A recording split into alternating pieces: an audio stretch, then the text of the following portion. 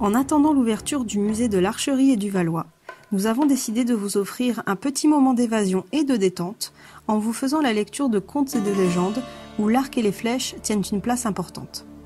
Installez-vous confortablement, nous allons faire un bond dans le temps et dans l'espace pour se rendre dans la Grèce antique.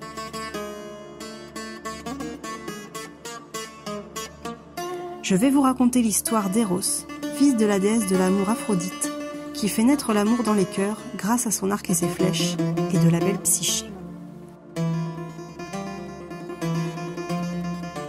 Dans un village, tout près des montagnes, vivait une jeune fille ravissante qui dépassait toutes les autres en éclat.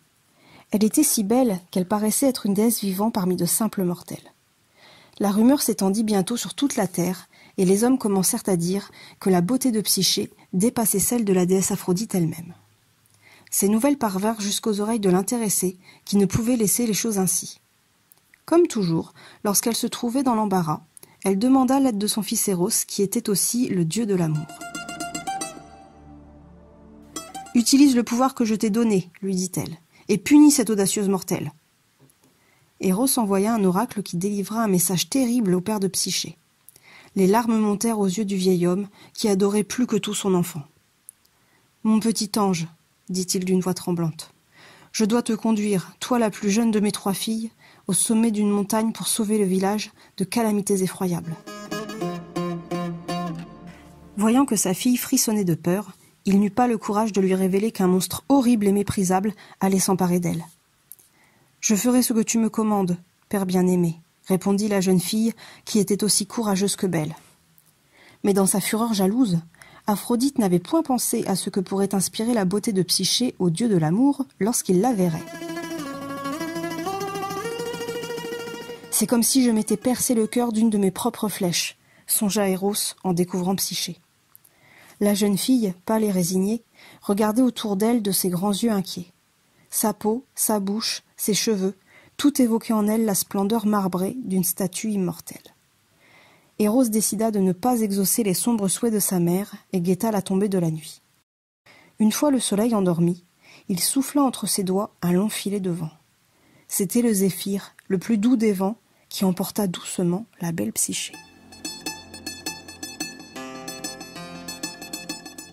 Elle sentait comme une haleine fraîche qui la soulevait, la faisant flotter dans l'air comme sur des fleurs moelleuses.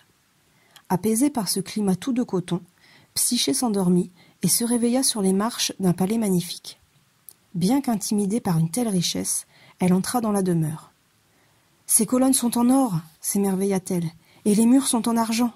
À mes pieds, le sol est incrusté de pierres précieuses. » Après avoir admiré le palais, Psyché attendit que le mystérieux maître des lieux la trouvât.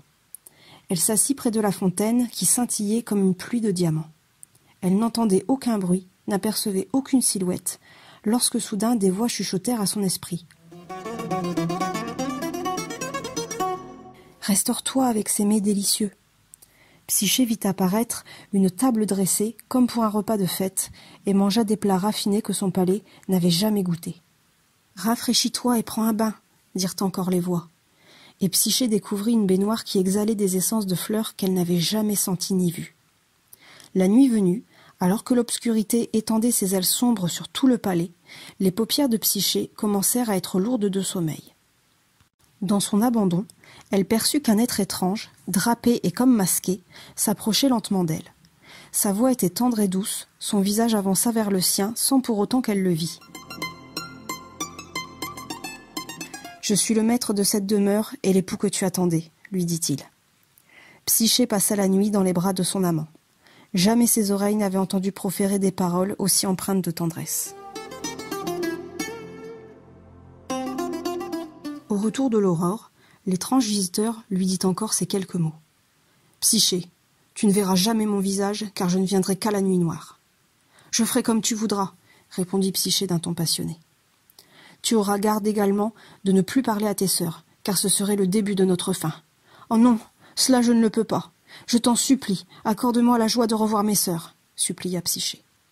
« Je te l'accorde, » dit-il tristement, « car je ne saurais te voir souffrir. Mais encore une fois, je te préviens, tu prépares par cette rencontre notre propre destruction. » Le matin éclata de soleil, et Psyché envoya le Zéphyr chercher ses sœurs.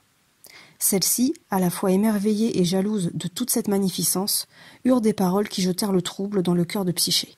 « Si ton époux craint de montrer son visage, c'est qu'il doit être réellement une créature des plus affreuses. »« C'est vrai, vous devez avoir raison, » murmura Psyché que le chagrin avait assailli. « Dites-moi que faire, donnez-moi un conseil, je vous en prie. »« Eh bien, » dirent ses sœurs fières de l'avoir blessée, « la nuit venue, profite de son sommeil pour voir son visage. » Et les mains pleines de l'or et de l'argent que leur avait offert leur pauvre sœur, elles repartirent, la figure envieuse et l'âme torturée de n'être pas aussi riches. Cependant, tout au fond d'elles, elles étaient heureuses de l'avoir fait douter de son époux mystérieux.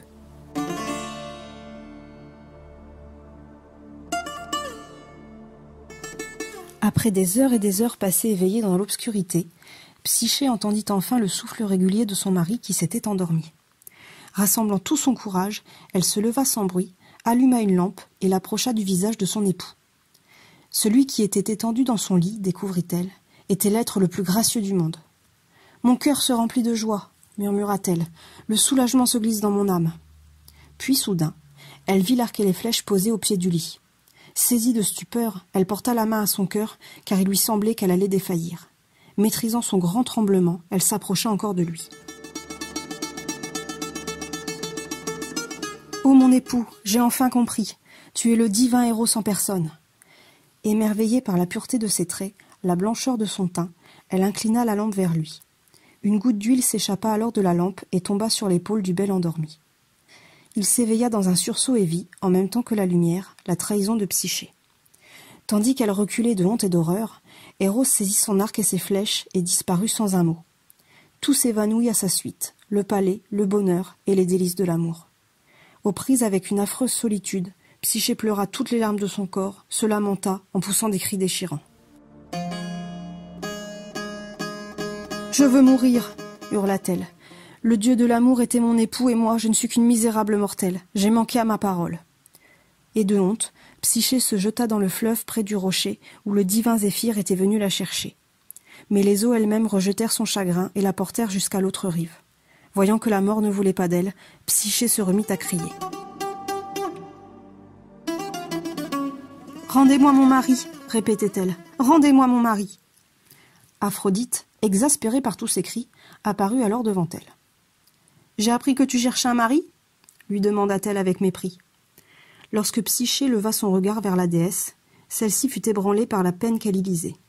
« C'est bien, je te prends à mon service, mais tu devras accomplir toutes sortes de tâches. Si tu réussis, je t'aiderai. » Et elle lui fit trier des milliers de grains, jour et nuit, chercher la laine d'or que portaient d'affreux moutons, remplir des flacons de l'eau noire du Styx.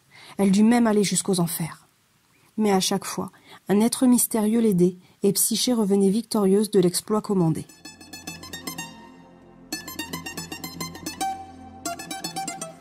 Caché dans les roseaux, Eros, guéri de la brûlure qui avait abîmé son épaule, lisait dans l'esprit de Psyché. À chaque fois, il n'y trouva que son nom, sans cesse et sans cesse répété. Il l'aida souvent, caché près d'elle, l'endormant et faisant le travail à sa place. À ces moments précis, il découvrait qu'il aimait plus que jamais la figure douce et implorante de la pauvre Psyché. Il s'envola vers l'Olympe des dieux pour y trouver Zeus en personne et lui demanda de l'unir à Psyché. Le père des dieux l'écouta en silence. « Je consens à ton mariage avec Psyché, bien que tu aies grand tort de contrarier Aphrodite, » répondit-il avec bienveillance. Le doux Zéphyr amena dans la seconde une Psyché tout étonnée aux pieds de Zeus. « Bois l'ambroisie, » ordonna Zeus. « Elle te rendra immortelle comme ton époux que voici. » Folle de joie, Psyché découvrit Eros souriant qui lui tendait amoureusement les bras. « Je vous bénis, » dit alors une voix narquoise que Psyché connaissait bien. Psyché se tourna avec effroi vers Aphrodite qui s'avançait. Elle prit peur, mais un geste de la déesse l'apaisa. « N'aie crainte, Psyché, je ne trouve rien à redire à ce qu'une déesse soit ma belle-fille. Car tu vivras désormais dans les cieux, et, ajouta malicieusement Zeus, Aphrodite pourra redescendre sur terre, tourner la tête aux hommes. Et ils ne diront plus qu'une mortelle est plus belle que la déesse elle-même, poursuivit Aphrodite en riant à demi.